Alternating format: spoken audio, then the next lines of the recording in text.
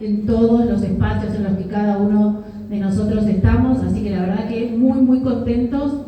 No tenemos duda de que vamos a estar siempre así, a sala llena y explotada, así que muchísimas gracias por estar hoy acá. Y sin más, yo los voy a presentar porque seguramente ustedes no vinieron a escucharme a mí, así que un fuerte aplauso para Manuela Adorni.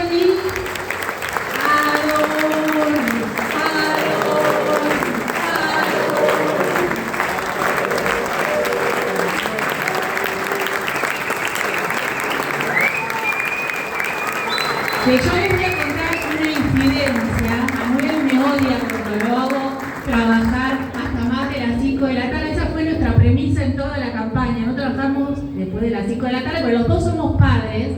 Así que vamos a tener un ratito y después lo vamos a liberar porque tiene responsabilidades de padre y de esposo. Así que bueno, muchísimas gracias. Bueno, ¿cómo andan? Buenas tardes. Vamos a pasar por acá. ¿Subo? ¿Crees que subo? Una vez dando una charla con un micrófono así de una hora terminé tan enroscado que casi me mato. Así que le tengo miedo. Bueno, ¡ay, Pablito! ¿Cómo andas? ¿Bien? Bueno, buenas tardes a todos. Un honor para mí darle el puntapié inicial a estas charlas de la Fundación El Faro, gracias. Charlas denominadas a partir de ahora La Libertad Avanza o Argentina Retrocede. Y más allá de que estas charlas van a acompañar el proyecto del presidente, explicar qué es lo que estamos haciendo, explicar por qué los otros hacen lo que están haciendo, y ahora vamos a hablar un poquito de eso. También vamos a hablar de dónde venimos, pero fundamentalmente por qué hacemos lo que hacemos y hacia dónde estamos yendo, ¿no? Que me parece que es no solo lo que tenemos que entender todos nosotros, que defendemos las ideas de la libertad y que... ¿me puedo sentar? Estación en el piso.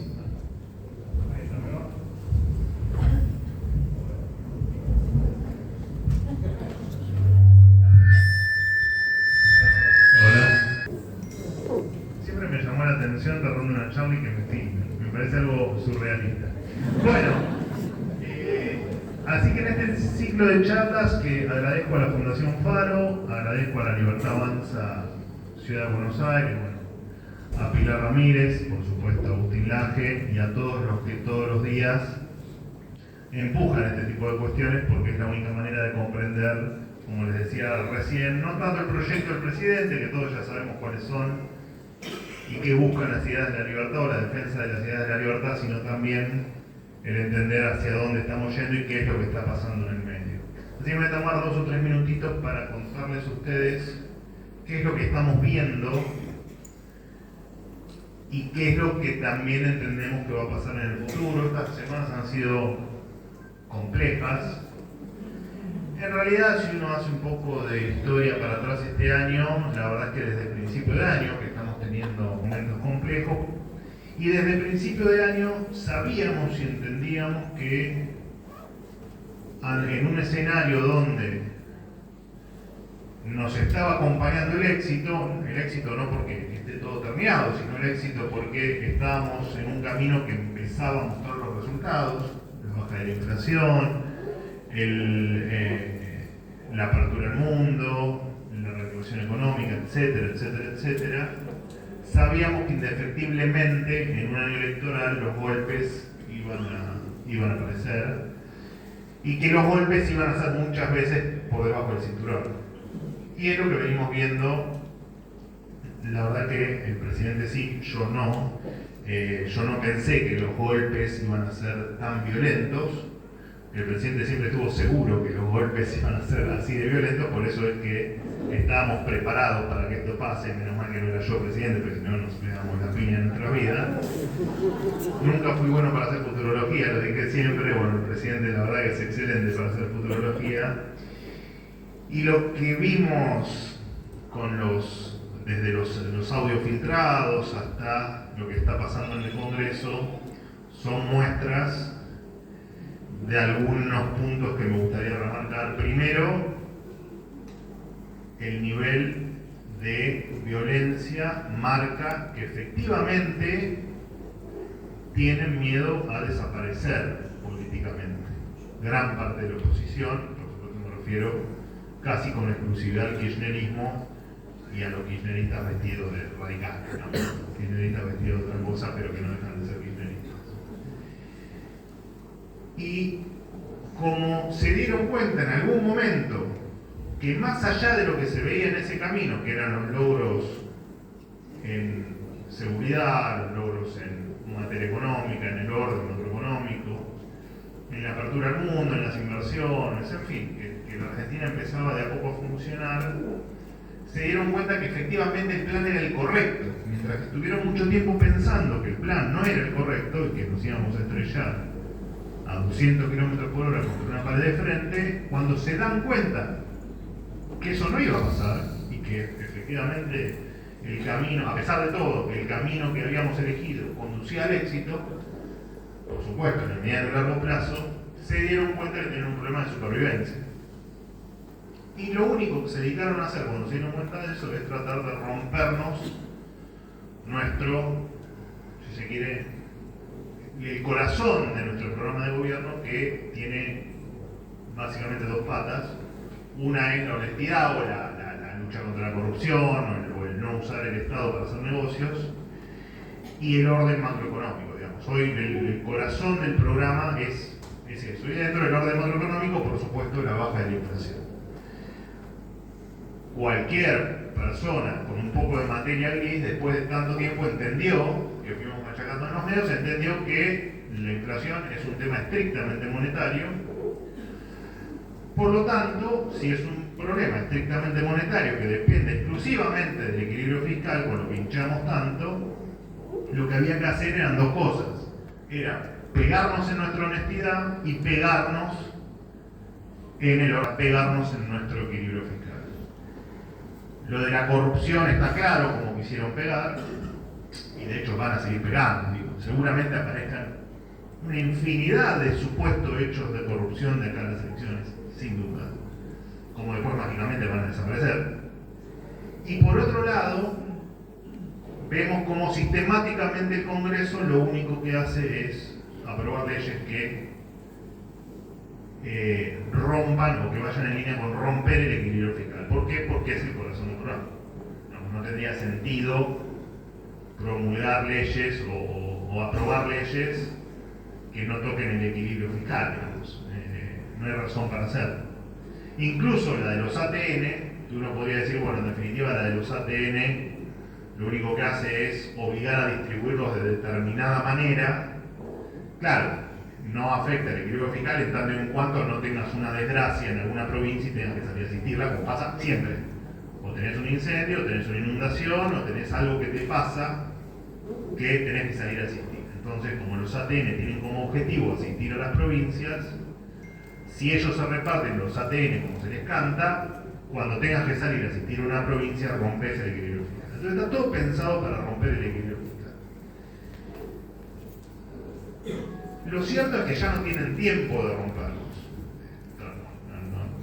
No es necesariamente algo para contar abiertamente, pero se les terminó el tiempo. Digamos. Llegaron tarde para romperlos. Llegaron tarde.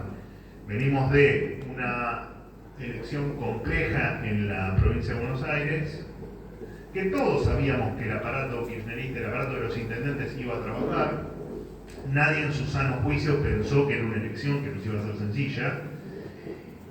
Y no te muestra ni más ni menos que un esquema donde todos los intendentes, creo que hay 88 intendentes de 135 que son kirchneristas, 89, que pusieron todos los recursos porque se jugaban sus propias intendencias, los propios concejales, sus propios consejos deliberantes y su propia estructura municipal. Por lo tanto, era obvio que ante todo el ruido que nos estaban haciendo, sumado a que el kirchnerismo ponía toda la caja provincial y municipal para llevar a la gente a votar, era obvio que si había un porcentaje de gente que dijo, no voto en octubre, eso sí íbamos a hacer nosotros. no iban a ser ellos, porque ellos iban a ir a votar, porque el aparato estaba movilizado. Entonces estábamos en las peores condiciones, teníamos en medio el problema de lo que nos quieren enrostrar y no van a poder, que es el tema de corrupción. Tenían en mente tratarnos de romper, como no podían con todo eso rompernos con el Congreso.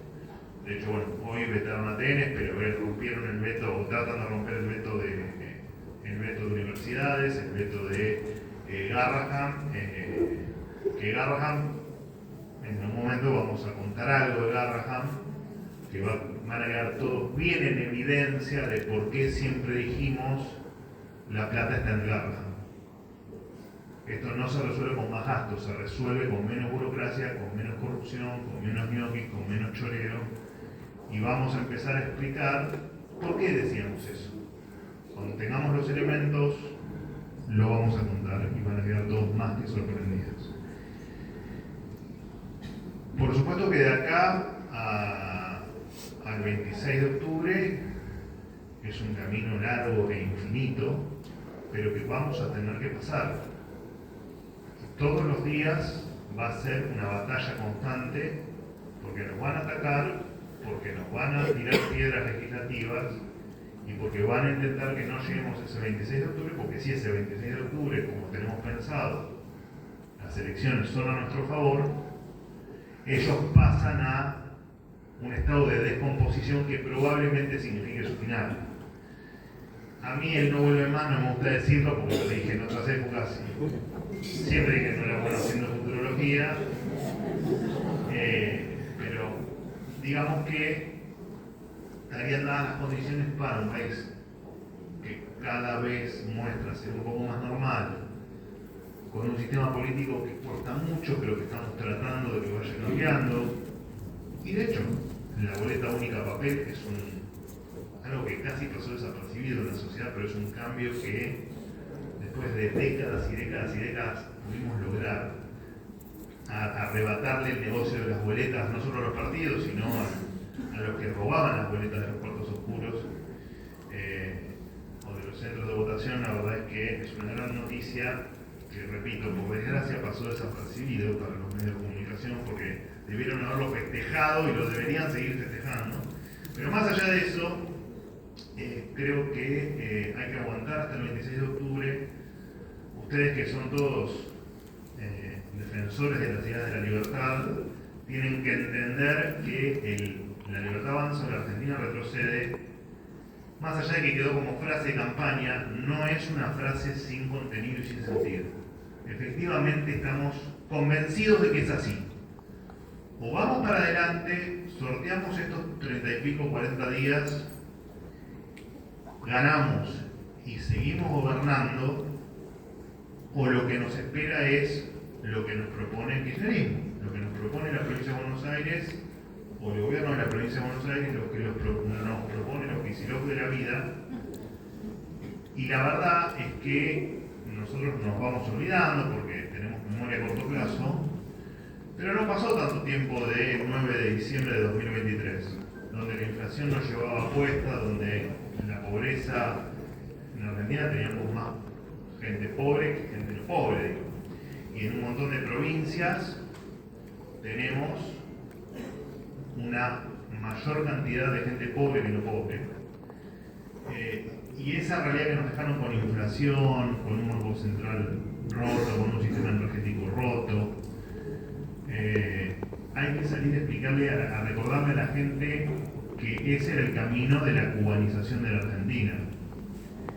Por supuesto que la gente elige hacia dónde quiere ir. Eso sin dudas. Acá si la gente quiere ir hacia Venezuela no se puede hacer nada. Pero hay que explicarle a la gente por qué, a los que por supuesto no entienden las ideas de la libertad, por qué ese camino es un camino de pobreza y servidumbre. Y probablemente la libertad genere miedo, porque la libertad lo que te genera es tener que tomar decisiones. Y lo cierto es que el Estado grande lo que te hace es que cada vez tengas que tomar menos decisiones. Porque el Estado funciona, hoy lo estuvieron en el charla con el presidente, nosotros lo charlamos mucho en el gabinete. El Estado no es ni más ni menos que un gran seguro. donde la sociedad le va pidiendo algunas cosas. Bueno, el seguro de la salud, entonces la sociedad requiere un mínimo de salud, el seguro de la seguridad, el seguro de la educación, y lo que te termina pasando es que esos seguros son muy malos, pero muchas veces la gente prefiere esa pequeña seguridad de tener algo al riesgo de tenerlo todo. Y hay que salir a contar lo que era la Argentina del 2023, o de los últimos 20 años, o 25 años, explicar por qué lo que estamos haciendo va en la dirección correcta y explicar la diferencia entre una Argentina que avanza o una Argentina que retrocede al pasado. Y eso es lo que nos va a hacer la diferencia en octubre, y eso es lo que nos va a seguir haciendo la diferencia en lo que nos quede de gobierno, me refiero a 2 o 6 años, no fue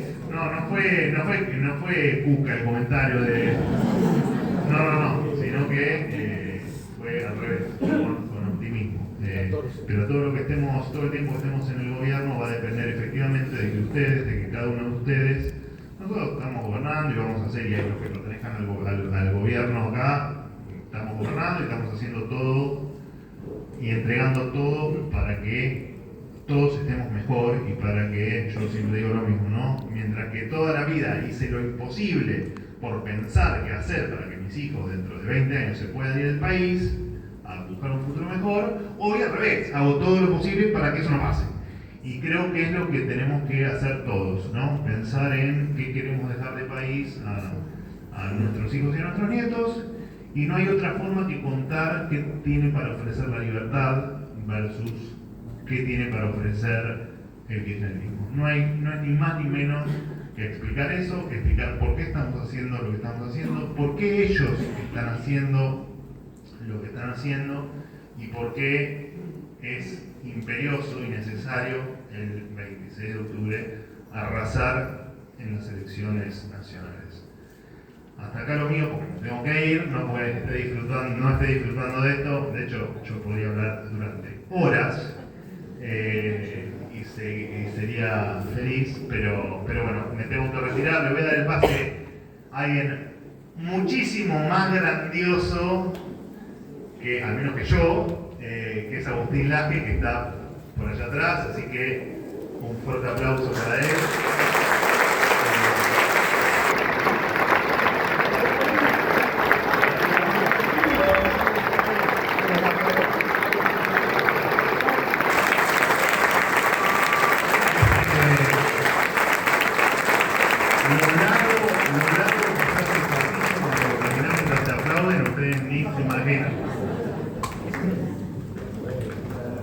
Bueno, gracias a todos, los dejo en compañía. De vuelta, gracias Fundación Faro, gracias Pilar, gracias a cada uno de ustedes que, aunque no lo crean o no sean conscientes, sabemos que todos los días de su vida están haciendo lo mejor para que todos salgamos adelante. Así que muchísimas gracias.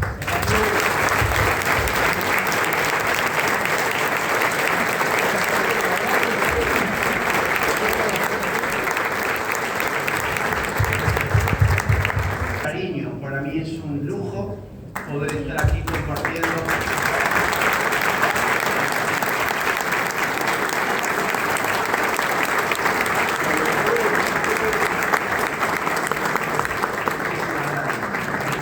acabo de llegar del Perú.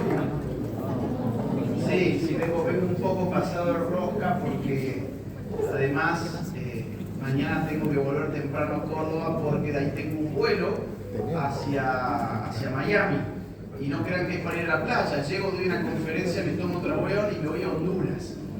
Un día en Honduras y de ahí otro avión a Medellín. Y claro, con la muerte de Charlie Kirk en mi casa están espantados. Así que si alguien anda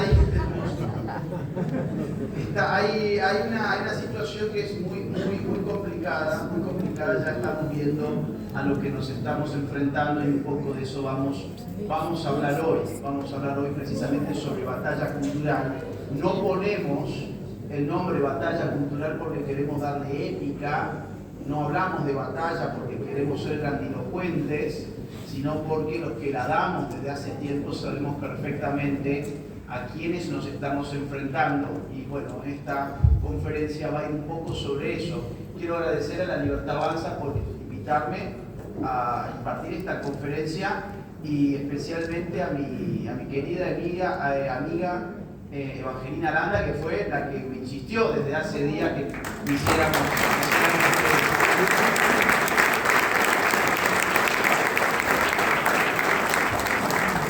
Muy bien, sin tomar entonces, ahí estaba, te estaba buscando atrás.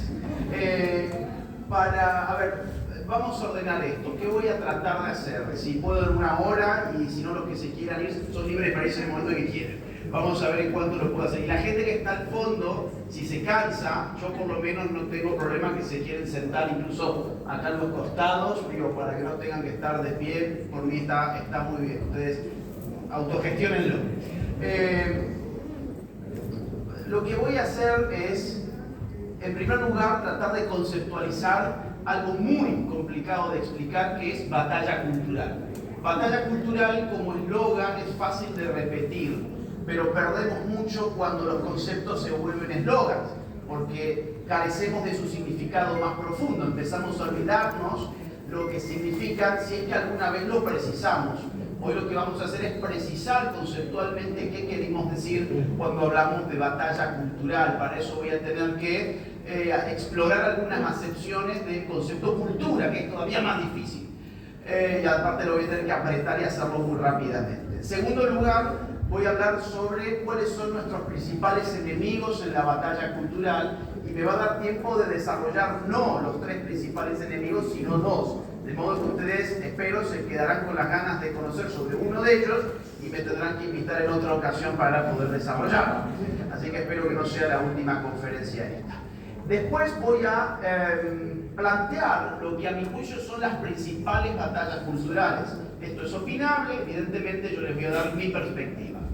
Y al final, se me ocurrió anoche, tipo 1 de la mañana, cuando la conferencia ya había sido enviada a Eva, le llamé y le dije, no, espera, borrá la que te mandé y pon esta nueva, porque se me ocurrió agregar una sección con libros recomendados. Muchos jóvenes del partido siempre me mandan mensajes, ¿qué libros les recomiendo? Bueno, se me ocurrió economizar el asunto y ponerlos acá y ya está.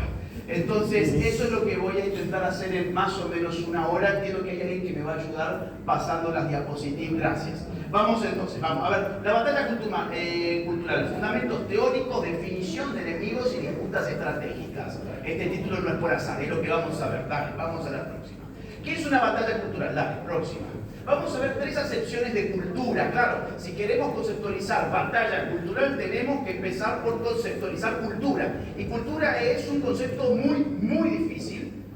La Universidad de Oxford, por ejemplo, en una publicación muy consultada al respecto, trató hace algunos años de, digamos así, juntar todas las definiciones que había de cultura dando vueltas en el ámbito de la sociología, la antropología, la teología, la ciencia política, la filosofía, y terminaron con un libro que tenía alrededor de 500 definiciones o más. Claro, no te sirve tener tantas definiciones para hablar de batalla cultural, con lo cual lo que yo hago es agrupar esas definiciones en 3 grandes acepciones. A mi juicio, cada vez que se habla de cultura se está refiriendo a uno de los 3 conceptos distintos. Vamos a la próxima, por favor. Los 3 conceptos distintos de cultura les podemos llamar ilustrada, estética, o sociológica o antropológica. Vamos a tratar de explicarlo. La palabra cultura se vuelve muy corriente en Europa en el siglo XVIII, en el contexto de la filosofía de las luces. La filosofía de la ilustración rescata esa palabra que viene del latín, viene de colere. Colere significa cultivar. La cultura es el cultivo del espíritu humano que rinde frutos en términos espirituales para los ilustrados, allí donde el cultivo es lo que surge de la tierra cuando uno la trabaja. Hay un paralelismo entre lo que se hace con la tierra y lo que se hace con el espíritu, es decir, se trabaja sobre sí mismo en los ámbitos culturales. En este contexto hay mucho... Sí.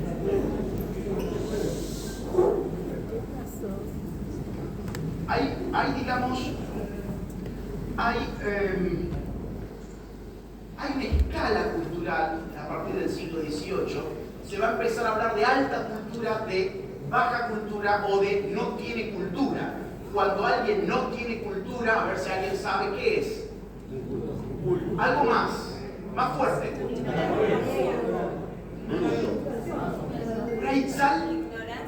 Salvaje. Son salvajes. ¿Quién es alguien salvaje? Alguien que está en estado natural. O sea, la cultura es algo que el ser humano se agrega a sí mismo. La cultura es algo que el ser humano se agrega a sí mismo para salir de un estado de salvajismo. De hecho, el camino de la cultura nos lleva a un puerto llamado civilización. Estos son conceptos políticos. Insisto, por favor, hagamos el máximo silencio que sea posible porque, digamos, estoy trabajándolo en mi cabeza y si tengo murmullos me cuesta mucho más. El punto de llegada de la cultura es la civilización o la barbarie. Los pueblos sin cultura son pueblos bárbaros. El hombre sin cultura es un salvaje. Esto que nosotros lo receptamos como algo bueno, sí lo sé, es algo que se trabajó muy especialmente en el siglo XVIII. Siglo además altamente revolucionario. Las revoluciones liberales, no todas de nuestro tipo de liberalismo, porque la Revolución Francesa tuvo condimentos protototalitarios, pero sí la Revolución Americana, estaban inspirados en este tipo de conceptos políticos. Luego, si quieren, podemos entrar un poco más en todo esto. Lo importante es, ¿qué es la cultura para un ilustrado? Es aquello que eleva el espíritu humano, es aquello que nos realiza en nuestra humanidad para desprendernos de un estadio salvaje. Es el cultivo del entendimiento sobre todas las cosas. ¿Por qué el cultivo del entendimiento? Porque los ilustrados confiaban en la razón como una facultad del alma humana para liberarse de los prejuicios del despotismo. La mejor manera de combatir las monarquías absolutas era expandiendo las luces, era comunicando las facultades racionales, entrenando las facultades racionales entre los hombres. Estos hombres del siglo XVIII se empezaron a volver democráticos, más o menos democráticos, porque confiaban que un pueblo ilustrado podía gobernarse a sí mismo. Los déspotas se aprovechaban de un pueblo inculto y solo podían ser despóticos respecto de esa gente mientras los mantuvieran en la falta de cultura. Primer concepto, lo tenemos más o menos. ¿Cómo me vuelvo culto? A través del entendimiento, despertando mi razón. Segundo concepto, vámonos acá mejor. Antropológico. La antropología filosófica se convierte en antropología científica, antropología empírica del siglo XIX. ¿Qué significa antropología empírica? Bueno, son científicos sociales que se sumergen en grupos humanos muy extraños al propio, grupos que considerábamos sin cultura, grupos salvajes, y para eso se iban a distintas latitudes lejanas respecto de Europa, porque de allí viene la antropología de Europa, y se ponen a estudiar sus costumbres, sus usos, sus tradiciones, sus creencias, sus valores, sus normas, sus instituciones, sus lenguajes, sus mitos, sus ritos, sus historias.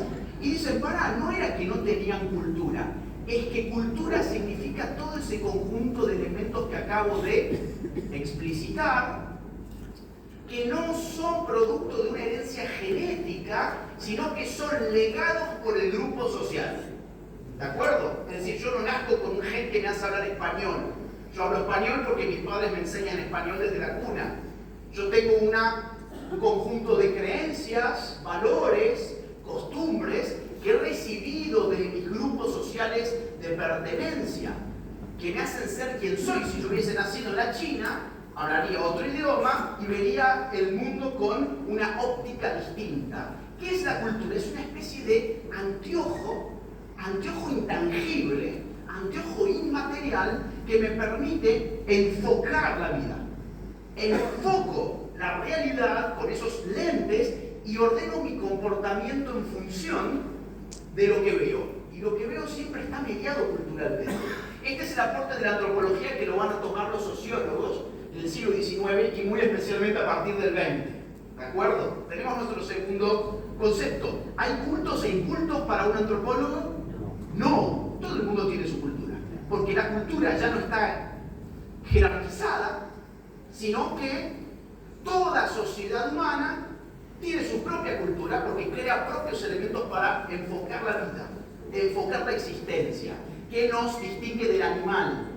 La cultura. ¿Qué no tiene un animal? Cultura. ¿Por qué no tiene un animal cultura? A ver si a alguien se le ocurre. Sí. Porque no habla. Perfecto. Es el lenguaje, el mecanismo por el cual la cultura se configura y se reproduce. Ya tenemos algunas, ¿por qué? Porque no tiene razón. Y porque no tiene razón porque no tiene lenguaje. No puede razonar sin palabras. O sea, lo que está diciendo logos, es una palabra griega, logos, que significa al mismo tiempo razón y palabra, por ejemplo. De hecho, las traducciones de la Biblia, cuando dicen en el principio fue el verbo, también se podría decir en el principio fue la razón divina. Es decir, palabra y razón para la antigüedad de la que nosotros provenimos es lo mismo. Muy interesante. Trato de pensar sin palabras, imposible. Lo cual significa cambio tus palabras y puedo afectar tu modo de pensar. Eso es un principio de batalla cultural muy significativo. Tenemos el asunto, tenemos ya dos acepciones muy importantes de cultura, vamos a nuestra tercera acepción de cultura. Si yo voy, miren, yo les decía, vengo del Perú, yo voy a Perú y digo, miren, tengo 5 horas libres, supongamos, no fue el caso, lamentablemente, supongamos. Quiero hacer un paseo cultural. Ellos me van a llevar, no sé, por ejemplo, al shopping. No. ¿A dónde me van a llevar? O al Machu Picchu, para que vea qué cosa, simplemente el paisaje. No, además hay modos de vida. Pero más aún, es muy probable que me inviten a, por ejemplo, un museo, por ejemplo, a un teatro, para que conozca el arte, para que conozca las obras teatrales de esa cultura. En términos iglesias, muy bien, arquitectura, muy bien. En términos estéticos, ¿qué significa cultura? Es el dominio de la producción artística de una comunidad.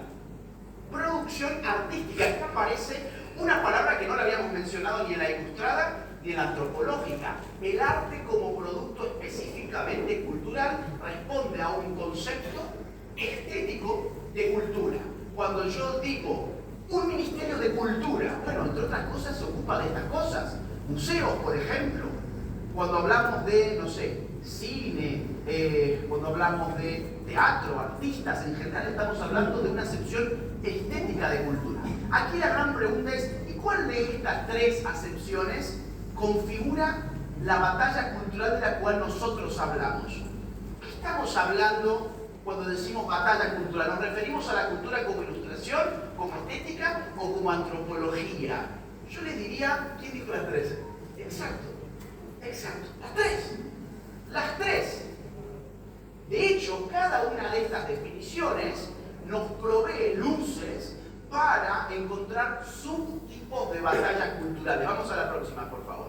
Subtipos de batallas culturales. Claro, si yo atiendo a lo que dije de la cultura como ilustración, entiendo que aquí aparecen ámbitos como el ámbito de los intelectuales, el ámbito de las escuelas, de las universidades, de la literatura. Aquí aparece una feria del libro, por ejemplo, y todo esto redunda en 2 tipos de batallas que son cruciales. La batalla por las ideas, por un lado, y la batalla por la historia, por otro lado. Esto es muy importante porque hay gente que confunde batalla cultural con batalla por las ideas. La batalla cultural es una dimensión, la batalla por las ideas es una dimensión de la batalla cultural. Es un tipo de batalla cultural en la cual efectivamente los contendientes hacen chocar sistemas ideológicos distintos. Pero no toda batalla cultural es una batalla por las ideas. Y eso es lo que quiero que vean. Hay batallas por las historias. El kirchnerismo fue experto en andar batallas culturales basadas en batallas por la historia. De hecho, ¿cómo se llama su agrupación juvenil más importante? Bueno, ya no es tan juvenil que digamos. La Cámpora. ¿Por qué la Cámpora? Porque reclamaba ser la herencia de un presidente del año 1973 que duró apenas 49 días en el poder y que además trajo de nuevo o incorporó activamente a los grupos de izquierda peronista en el ámbito público, incluso del Estado. Entonces, una batalla por la historia Miren, hay una frase muy buena ¿alguien leyó 1984 de Orwell? Sí. 1984 de Orwell. Bueno, hay una de las frases más conocidas de ese libro que dice así: quien controla el presente controla el pasado, y quien controla el pasado controla el futuro. ¿Qué significa? Que lo que yo hago con la historia no es indiferente respecto del condicionar a una sociedad sobre su futuro. La visión que yo tengo sobre el pasado condiciona cómo enfoco yo el camino hacia el futuro. Si mi pasado está hecho de montoneros y arpianos que son jóvenes idealistas que lucharon por un mundo mejor, es muy probable que mi presente lo enfoque hacia, por ejemplo, opciones socialistas. Y todo amparado en un pasado redefinido en batallas culturales por la historia. Luego teníamos la batalla estética. Bueno, acá tenemos música, artes visuales, artes plásticas. Tenemos en una palabra batalla por el arte. Miren, vamos a ser sinceros con nosotros mismos. Este es el campo en donde más complicados estamos. ¿Bien? Y todos asienten porque saben que no estoy inventando. Este es el campo donde más complicados estamos, entre otras cosas porque el mundo artístico tiene una ligación objetiva de tipo material con los recursos del Estado. Al ser un campo muy complicado para sobrevivir en el mercado, estructuralmente está condicionado por los dineros que le bajen desde el Estado. Con lo cual, un artista, digamos, libertario, es una rara avis. Es una rara avis. ¿Por qué? Porque es díscolo respecto de su jefe natural. El Estado es el jefe natural de, lamentablemente, un artista, porque es una profesión que, o digamos así, es un campo de actividades profesionales que tiene una demanda relativamente baja y donde pocos se consagran verdaderamente. Son pocos los que se consagran verdaderamente y por lo tanto además despiertan la envidia, que es la miseria humana que configura el caldo de cultivo de las izquierdas. De algo vamos a hablar de eso. De hecho, eso me da pie para pasar aquí. Nuestra acepción antropológica, allí yo me encuentro símbolos, costumbres, tradiciones, lenguaje, valores, lo más inmaterial lo tenemos acá. Y aquí me surgen dos tipos de batallas culturales. La batalla por el lenguaje, recién anticipábamos, modificar la forma en que habla una persona es condicionarle la forma en que piensa.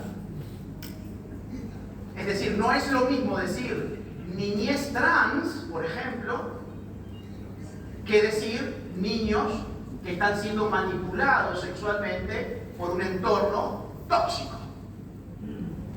Solamente poner un ejemplo. No es lo mismo llamarle a la desigualdad de la ley políticas de discriminación positiva o, por ejemplo, políticas de inclusión y diversidad, cuando en realidad lo que estás haciendo es vulnerar el principio constitucional de igualdad de la ley. Modificando el lenguaje, te presento lo mismo de una manera completamente distinta sin que siquiera te des cuenta.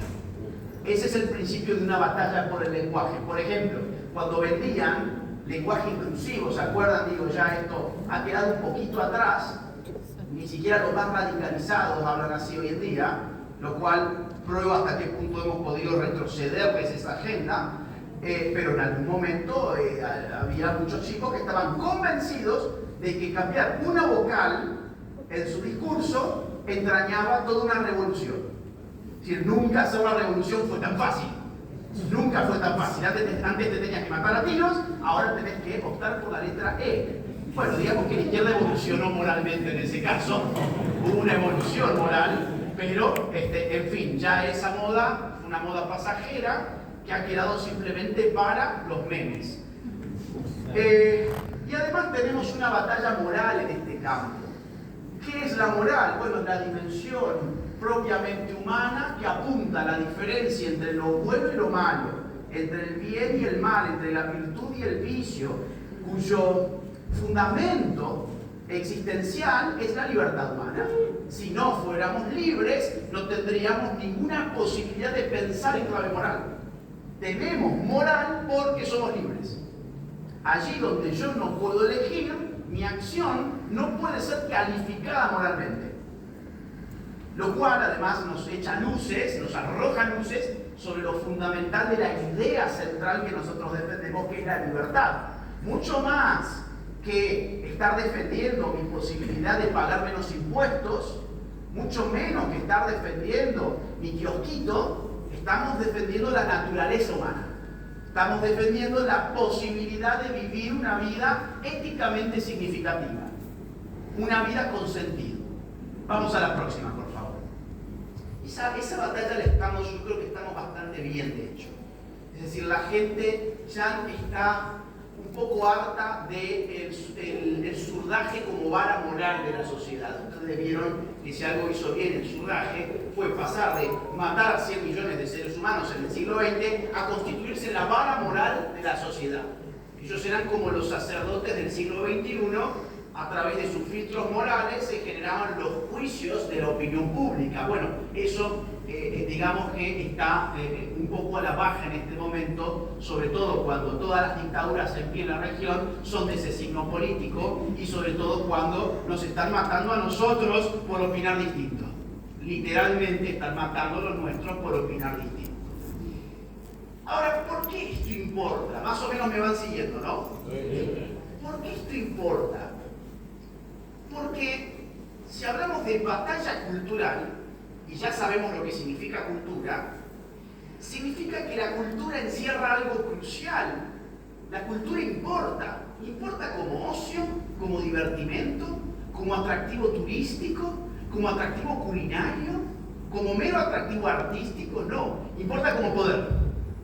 La cultura es poder, es decir, politológicamente, la cultura, al configurar los lentes con los cuales miramos la realidad, condiciona, por lo mismo, la acción que emprende la sociedad. La acción que emprenden los individuos está, hasta cierto punto, condicionada por el tipo de cultura que predomine en su contexto social. Con lo cual, quien gana la definición de los elementos culturales en esa sociedad está ejerciendo poder sobre esa sociedad. Vamos a explicarlo con Weber. Vamos a la próxima, por favor. Max Weber fue uno de los sociólogos más importantes de la historia de la sociología. Su tratado más importante se titula Economía y Sociedad. Max Weber define el poder de una forma, a mi juicio, inmejorable.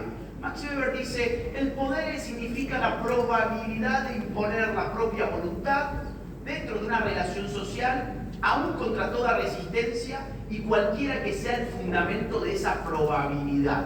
Esto parece un poco enredado, en realidad es muy claro si nos detenemos solo un segundo a mirarlo de cerca. ¿Qué es poder? Poder es probabilidad.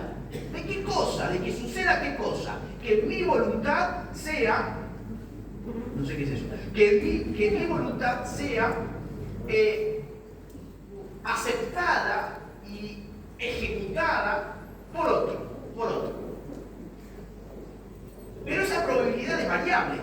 Puede ser más chica, puede ser más grande. La probabilidad varía.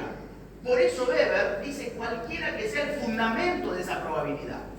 O sea, hay muchos fundamentos distintos para aumentar o reducir mis probabilidades de que un otro acepte mi voluntad. Vamos a poner un caso. Supongamos, Eva. Yo quiero que Eva haga X y esa es mi voluntad. No es necesariamente la de Eva. Yo quiero elevar mi probabilidad de que Eva haga X. Y justo ocurre que tengo un arma en mi bolsillo y apunto hacia Eva. ¿Y qué hago con ese fundamento de probabilidad? La elevo. Es decir, Eva no quiere morir.